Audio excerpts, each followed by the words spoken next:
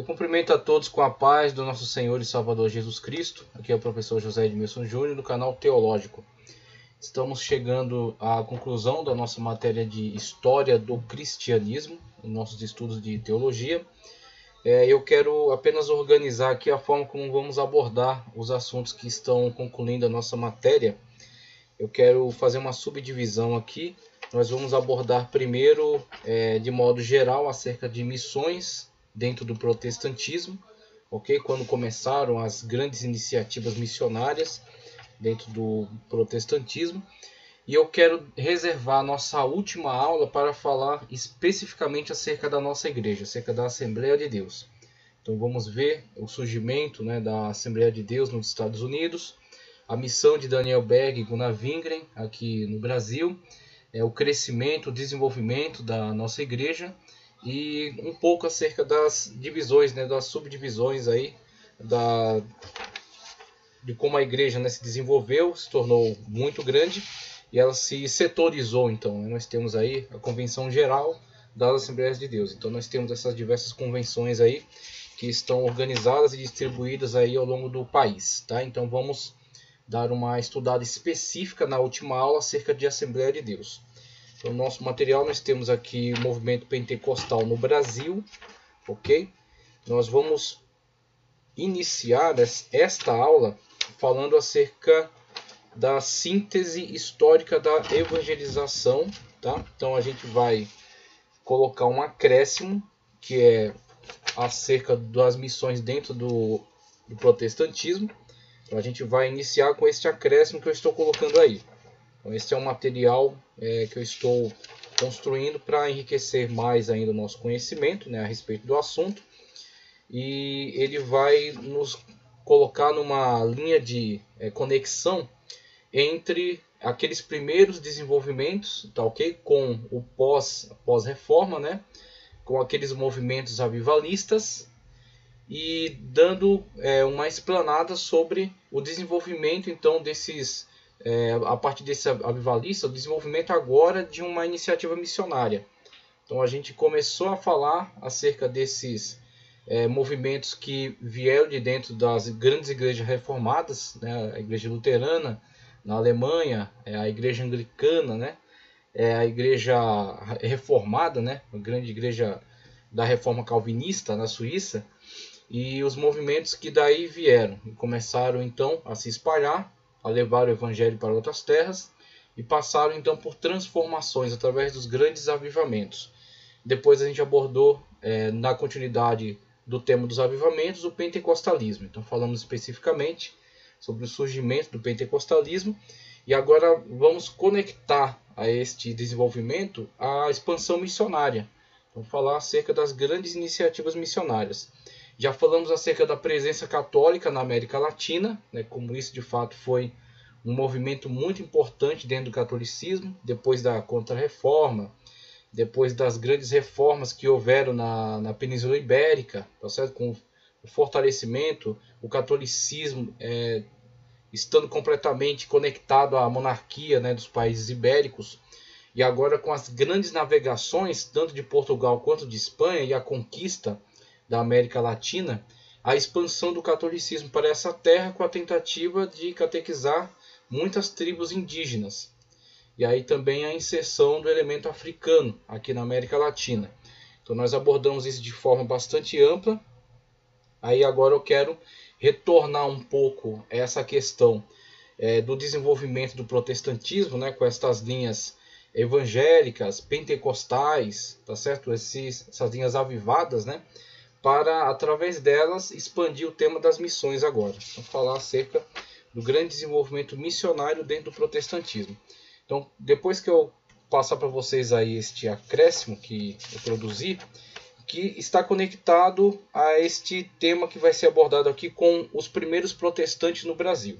Tá? Então, o que você vai fazer é o seguinte: você vai pular acerca da Assembleia de Deus, deixa esse assunto reservado para a última aula, tá? Então a gente não vai mexer nele ainda, e a gente vai explanar sobre outros que estão colocados aí também, e que vai ser acrescentado ao estudo que eu estou apresentando para vocês. Então, primeiro esse estudo que eu estou apresentando sobre o desenvolvimento das missões do protestantismo, que é continuado no material por primeiros protestantes do Brasil. Aí, primeiro a visão geral, depois uma visão específica do Brasil em relação a missões. Então ele fala aqui acerca dos primeiros protestantes, a invasão francesa, a invasão holandesa, aqueles que vieram por imigração, a convite da coroa, depois as iniciativas próprias das igrejas de enviar para cá missionários, já no momento em que houve mais liberdade religiosa, até pela influência da maçonaria, que estava muito ligada aí a muitas figuras importantes do governo, estavam lutando por uma liberdade religiosa que beneficiaria também a eles, né? Depois a inserção de uma ideologia positivista, principalmente entre os militares. Então você vai ter esses desenvolvimentos aí que vão favorecer a vinda de muitos missionários aqui para o Brasil. Desde o momento em que os ingleses assinaram um tratado, tá certo, com a coroa portuguesa, e que impuseram algumas cláusulas, por exemplo, o fato de nenhum inglês poder ser julgado numa corte nem brasileira nem portuguesa, né? Não poderia ser julgado senão por uma corte inglesa, favorecendo então já a vinda de muitas famílias e de missionários também. E depois com isso a influência, né, para a liberação de favorecer uma liberdade religiosa, mesmo que o catolicismo fosse ainda a religião oficial, começou a favorecer uma liberdade religiosa e a vinda então de outras iniciativas para cá. Então a gente vai dar início aqui ao nosso trabalho pelo material que foi construído, depois conectar aqui com esses temas, lembrando que você precisa apenas deixar o ponto que trata da Assembleia de Deus para a nossa última aula, que a gente vai dar uma aula especificamente sobre a Assembleia de Deus, tá ok? Vamos lá. Para iniciar a leitura do material que eu estou trazendo como acréscimo para vocês, eu quero abrir aqui com uma leitura na Enciclopédia de Bíblia, Teologia e Filosofia de R.N. Champlin. É o volume 4, o verbete que trata acerca de missões. Olha o que Champlin nos diz acerca de missões. A página é 305. A reforma protestante. O que ele nos diz aqui? Os reformadores protestantes, com a possível exceção de M. Busser, consideravam que a grande comissão deixou de estar em vigor quando os apóstolos faleceram. Então, essa perspectiva ela já começou a ser abordada quando nós falamos acerca dos pós-reformadores. Os pós-reformadores, que foram, na verdade, um movimento não conformista dentro das igrejas oficiais reformadas. E as igrejas oficiais tinham um posicionamento de alinhamento com o Estado. Então, eles trabalhavam em conjunto com os magistrados, em conjunto com os regentes, né, com o Estado. Então eles encaravam sua missão como que uma obrigação para com aquele país onde estavam trabalhando. Então eles estruturavam seu trabalho juntamente com o Estado para fornecer educação cristã, evangelização, a liturgia do culto, tá certo? Todas essas tarefas, né, que eram da incumbência então da igreja. A igreja era como que um dos setores daquele Estado, naquele país, para aquele povo. Então, olhando nessa perspectiva, eles não viam por que se destacar para ir a outros povos, mas que esses outros povos tinham que também passar por uma transformação que incluísse uma mudança na mentalidade do Estado para a implantação ali do cristianismo, quer o catolicismo, quer o protestantismo, de linha luterana, calvinista, ou até os anglicanos. Então, no primeiro momento, não houve essa grande iniciativa, até que essa mentalidade foi mudada por muitos que não concordavam com isso, que ao ler as Sagradas Escrituras entendiam que sim, era obrigação desta igreja dar continuidade à grande comissão.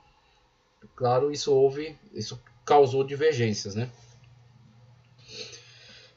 Você tem até uma situação na qual alguns desses países, quando eles se tornam grandes colonialistas, alguns começam a ver que seria a responsabilidade deles não apenas extrair dessas colônias aquilo que eles estavam tirando em ouro, em madeira ou trabalho escravo, mas também levar-lhes o evangelho, levar-lhes civilização. Então, dentro dessas pessoas que estavam inseridas nos países colonialistas, né, principalmente Portugal, Espanha, França, Inglaterra, principalmente esses. Os outros não tiveram um desenvolvimento. Holanda também trabalhou muito com essa colonizando terras, né, para obter riquezas com isso, algumas pessoas de dentro desses países começavam a desenvolver essa mentalidade de que eles necessitariam levar cultura, levar desenvolvimento, levar cristianismo para essas terras, o que não foi admitido por todos. Muitos, inclusive, lutaram para que isso não acontecesse. Muito bem, então em vigor. Alguns entendiam que só estava em vigor na época dos apóstolos, e com o falecimento deles isso não era mais uma incumbência principal da igreja, né? Não era uma tarefa tão urgente, tão importante. Todavia, esse ponto de vista, que é errado, como já se posiciona aqui inclusive o comentarista, né, o Champlin, nunca foi aceito pela Igreja Católica fortemente pastoral no seio da Igreja de Roma. Precisamos lembrar, vamos ver, os amplos esforços missionários de Francisco Xavier, já citamos na Contra-Reforma, Francisco Xavier e seus seguidores Matteo Ricci e Roberto de Nobili na Ásia, nos séculos XVI e XVII. O despertamento missionário entre os grupos evangélicos só ocorreu no século XIX. Então, séculos XVI e XVII, muitos setores da Igreja Católica se voltaram de fato para as missões mundiais, partindo para terras do Extremo Oriente, proporcionando evangelização entre os japoneses, entre os chineses, entre os filipinos, inclusive entre os indianos. Foram muito bem sucedidos durante bastante tempo. Agora, houveram algumas revoltas, inclusive no Japão houve uma grande revolta, porque passaram a associar a figura do missionário católico naquelas regiões com uma influência nociva, tá certo, da cultura ocidental. Então, a cultura ocidental tentando invadir, tentando destruir a cultura local. Então houveram muitas revoltas e muitas dessas missões foram arruinadas. Mas é de se reconhecer que eles fizeram um grande trabalho nessas regiões. Inclusive, iniciaram um trabalho de transculturação, ou transculturalização, né? Acho que seja mais correto o segundo termo. Uma missão transcultural, no qual alguns desses integrantes de fato quiseram incorporar elementos daquela cultura para onde estavam se dirigindo, né, com a qual estavam trabalhando. Vestuário, alimentação, língua, tá certo? Até alguma coisa de moda, né, corte de cabelo e tal, para poder se inserir naquela cultura, né? Então, alguns elementos que não fossem condenáveis, né, a partir da ética cristã. Então eles incorporavam esses elementos para fazer, né, essa missão transcultural, então se adaptaram ao meio e ser mais aceito. Isso foi uma atitude muito, mas muito inteligente mesmo. Aí ele nos traz um ponto aqui acerca do moderno movimento missionário. Veja só. O fervor evangelístico entre os protestantes e os evangélicos até agora tem prosseguido, ainda que alguns se queixem que esse fervor diminuiu um tanto. De fato, houve uma diminuição em relação a outras épocas, né, que vamos abordar aqui, em que esse pensamento missionário de fato permeava todas as esferas aí do cristianismo protestante, evangélico, pentecostal, que de fato foi uma prioridade, né? Então, com o passar do tempo, houve uma certa mudança nisso. Não que tenha morrido totalmente. Ainda é muito importante, ainda tem um apelo muito forte, mas não com aquele ímpeto, né, que já teve. Né? Quando você viu os grandes esforços missionários, né, a grande abertura de campos de trabalho. É verdade que o avanço missionário do século XIX representou o maior movimento de avanço do evangelismo internacional desde o Dia dos Apóstolos. De fato, isso foi um movimento extraordinariamente importante que tem impactos para a sociedade de modo geral. Então mudou a face, né, da sociedade, inclusive abriu muitas vias de comunicação que ainda eram impossíveis devido às barreiras culturais. Então houve um intercâmbio muito forte, tá certo, de cultura, uma vez que esses missionários desbravavam terras estranhas, entravam em contato com povos, muitas das vezes povos ágrafos, não tinham uma escrita, mesmo tendo uma língua, não tinham uma escrita. Então muitos deles forneceram possibilidade desses povos também se expressarem de forma escrita, né, registrarem sua cultura, registrarem seu conhecimento. Isso muitas das vezes não é dito, né? só é dito que o missionário vai para outros povos destruir sua cultura. Mas isso não é totalmente verdade. Então, existem alguns elementos culturais que estavam presentes ali que eram nocivos a eles mesmos. E que os missionários levaram, então, uma perspectiva, muitas das vezes, de uma melhora extraordinária do modo de vida, da tecnologia de agricultura, da organização da sociedade, da noção de justiça, ok? Dos elementos benéficos do cristianismo. Agora, claro, existe também uma face do imperialismo cristão que, infelizmente, acaba também caminhando por essas vias, né? Que acaba se impondo sobre essas terras, como a gente vê na questão do catolicismo e até desse movimento de colonizadores holandeses, colonizadores ingleses, é de fato muito prejudicial. Mas não é somente esse lado, né? Então você tem, do jeito que você tem esses grandes colonizadores que muito extraíram, muito escravizaram, muito destruíram, né, povos, culturas, você também tem muitos personagens integrantes desses países que não concordavam com todo esse viés destrutivo, esse viés exploratório, que combateram dentro de seus países e que também levaram aquilo que tinham de benéfico para esses povos, para enriquecer essas culturas, enriquecer estes povos. Inclusive, muitos desses povos puderam alcançar níveis extraordinários de desenvolvimento devido à presença desses missionários, tá certo? Obras, né, com grandes orfanatos, grandes escolas, hospitais, tá certo? A questão do elemento cultural, que eu já falei, né? Comunicação do cristianismo, comunicação de capacidade técnicas de escrita. Então você tem muitos ganhos também através dessas pessoas que estavam movidas por esse grande amor, o amor por comunicar Cristo ao mundo, né? E não somente comunicar no âmbito religioso, mas também de modo geral, né? Levar muitos benefícios que também serviam de modo geral para essas sociedades. Então você tem que olhar também esse aspecto que geralmente não é falado, não é abordado, né, por aí. As missões modernas surgiram na Alemanha entre os luteranos, embora em breve se tenha estendido a outros grupos. Então você tem aí os moravianos, né, os pietistas e os moravianos que vieram de dentre eles. Isso aqui, outros grupos. Formando um avanço internacional e interdenominacional. Internacional e interdenominacional. É interessante isso. Começa a se formar denominações que se emancipam das igrejas oficiais ligadas ao Estado, tá ok?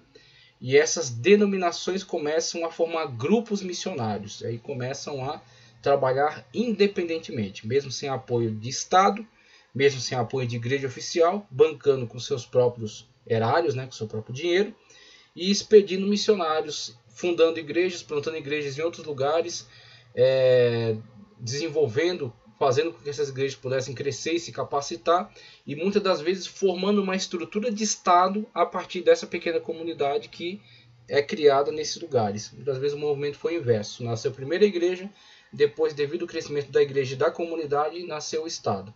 Nasceu uma aldeia, uma vila, certo? Um grupo social ali que se fortaleceu a ponto de criar um Estado. Então, você tem esse movimento inverso também. No século XX, o centro do movimento missionário transferiu-se da Europa para a América do Norte. Muito bem, a partir dessas pequenas comunidades que foram para lá colonizar. Então, fugindo da perseguição na Inglaterra, tá ok? Fugindo da perseguição na Alemanha, né, a partir daqueles que não concordavam com essa emancipação das denominações, o surgimento de outras lideranças, tá ok? Uma nova teologia, então eles não concordavam com isso, porque eles não se adequavam às confissões que já estavam estabelecidas, né, que estavam cristalizadas e que na verdade estagnavam estas igrejas oficiais. Uma vez que eles não concordavam, então eram perseguidos. Sendo perseguidos, emigraram, né, emigraram para essas regiões, fundando as 13 colônias, ok, nos Estados Unidos. Então, eram somente terras que estavam ainda para serem exploradas, né? A coroa britânica queria explorar aquelas regiões, mas esses grupos que estavam fugindo dessas perseguições queriam criar uma pátria ali, queriam criar uma nação. E a partir dessa iniciativa formaram-se então as diferentes colônias, e com o trabalho intenso, tá ok? dos movimentos avivalistas, essas colônias se identificaram não somente como grupos separados, mas sim como uma unidade. Então criou essa consciência de unidade, a partir da consciência da unidade cristã, também para a unidade nacional, e posteriormente a necessidade de independência em relação à coroa britânica. Esse foi um desenvolvimento histórico-lógico. A América do Norte conta com a prosperidade econômica necessária para a promoção vigorosa de missões ao estrangeiro. Então, missões no estrangeiro, né? Então, esse movimento missionário transferiu-se do centro que foi a Europa para o centro que se tornou a América do Norte, né, com as 13 colônias e depois da independência e do fortalecimento dessas igrejas, né, naquela região. Grandes sociedades missionárias em quase todas as denominações formaram-se e a vida missionária passou a ser um grande desafio à aventura. Nem mesmo o liberalismo conseguiu refrear o movimento, visto que os grupos independentes, saídos das denominações maiores, sempre estiveram interessados, quase ao ponto de fanatismo, no evangelismo. Os evangélicos fragmentam-se por motivos doutrinários sem importância, mas cada fragmento tem permanecido zeloso quanto ao empreendimento missionário. Um outro aspecto da questão é a instituição de escolas bíblicas, as quais, embora não ofereçam graus universitários, enfatizam o conhecimento bíblico e o esforço missionário. E assim, o grande número de jovens passou a ser preparado nesses acampamentos de treinamentos de pregadores, que é exatamente o que muitas escolas bíblicas continuam sendo. Quase todas essas escolas bíblicas têm se tornado faculdades em um processo de intelectualização gradual que tem tido lugar, o que talvez seja uma das causas do declínio gradual do fervor missionário. O maior obstáculo que o moderno movimento missionário tem enfrentado é o comunismo. Esse tem fechado países inteiros para as missões estrangeiras e, paralelamente, tem destruído a igreja organizada que existia dentro das fronteiras desses países. Ok? Ele tem um artigo aqui específico sobre o comunismo, mas até aqui é suficiente. A gente viu, conforme a abordagem que ele nos colocou, a formação então dessas grandes denominações e dentro dela essas escolas de preparo, que como ele coloca aí não chegam a ser de níveis universitários, mas elas são muito úteis e muito eficientes naquilo que se propõe, que é o preparo dentro de um conhecimento bíblico sólido, tá certo? E o suficiente para que estes jovens possam ser preparados para a atuação no campo missionário. Então, muitas dessas escolas foram e continuam sendo, agora também como ele colocou, houve um movimento de intelectualização dentre muitas destas, né? Então, muitas dessas escolas que começaram com um viés totalmente missionário, aí podemos citar Oxford, por exemplo, né? Você tem uma escola que nasce com o intuito de ser um campo de preparo para esses missionários, um campo de preparo evangélico mesmo, para que eles tivessem capacidade de se integrar em outra cultura. Então precisam aprender a língua, precisam aprender a cultura, precisam aprender a lidar, né, com este povo, essa cultura, essa nação totalmente diferente daquilo que ele aprendeu ao longo de sua vida. Então, integrando-se numa escola dessa, essa escola fornecendo a ele todas as ferramentas necessárias, poderia então preparar uma liderança eficiente, que teria estratégia, que trabalharia de forma estratégica para se integrar naquela cultura, ser aceito nela, trazendo benefícios a ela, não somente comunicando o evangelho, mas construindo toda uma gama de benefícios, como por exemplo muitos missionários que iam para certos países e numa primeira iniciativa abriam escolas de alfabetização. Então iam trabalhando com alfabetização e a partir disso iam sendo aceitos dentro daquela cultura e a partir dessa aceitação totalmente integrados nela, podiam ter segurança então para comunicar o evangelho. E aí conseguia construir uma forte comunidade que iria dar continuidade a esse trabalho. Então isso foi muito eficaz, muito eficiente. Agora, com o passar do tempo, a partir desse conhecimento que eles adquiriram, nesse viés de proporcionar esse preparo, acabaram por se intelectualizar tanto que abandonaram o primeiro propósito, abandonaram o primeiro objetivo, não estão mais voltados para isso, mesmo que ainda exista dentro de seus quadros, mas não é o principal. Agora avançaram para um outro nível, um outro viés, um outro objetivo, né? Então se deixaram contaminar pelo iluminismo, pelo racionalismo, né? Até pelo marxismo cultural, e com isso abandonaram o propósito com o qual foram criadas. Mas mesmo assim são grandes exemplos, né? E são grandes feitos então dessas iniciativas de evangelismo, de missões. Então a partir disso a gente começa a percorrer aqui a história, tá certo? Para entender melhor esse desenvolvimento. Aí, com a continuidade do nosso estudo, eu vou trazer outros materiais. Eu tenho aqui, para a gente construir um entendimento melhor acerca disso, já li aqui Champlin, né? A Enciclopédia de Bíblia, Teologia e Filosofia, de Champlin, da editora Ragnus. Da Ragnus eu vou trazer também Enciclopédia de Protestantismo, tem uma nota muito importante, falando especificamente sobre missões. Quando abordarmos as missões no âmbito pentecostal, que primeiro estamos falando de um âmbito protestante, tá certo? Mais geral, quando falamos especificamente sobre a contribuição dos pentecostais para missões, eu vou trazer então o dicionário do movimento pentecostal da CPAD, ainda século do Espírito Santo e história do cristianismo de Bruce L. Shelley, ok? Então, somente para iniciarmos, a partir daquilo que a gente já leu em Champlin, né, falando sobre os primeiros movimentos que vieram de dentro do catolicismo, e depois as denominações que passaram a incentivar as missões também dentro do âmbito protestante.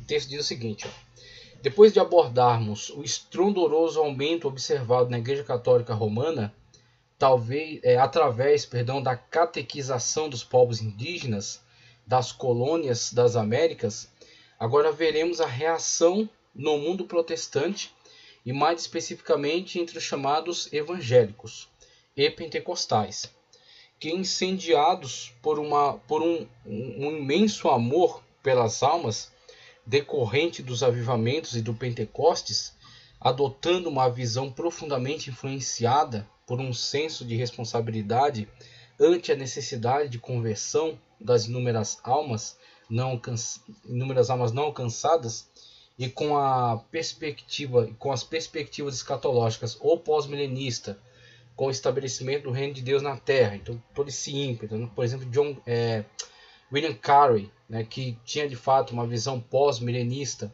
e que lutava intensamente para ganhar cada vez mais almas, enriquecendo, expandindo as fronteiras do reino de Deus e assim cumprir com o grande âmbito pós-milenista, o estabelecimento do reino de Cristo na Terra.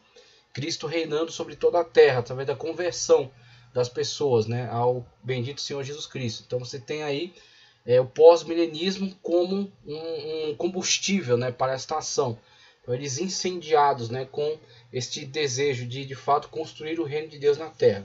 Isso foi um incentivo muito positivo, muito forte, muito intenso, para que eles se arriscassem tanto em empreender missões em povos totalmente ignorados, né? Povos que eram completamente desprezados muitas das vezes por colonizadores que para lá iam apenas extrair.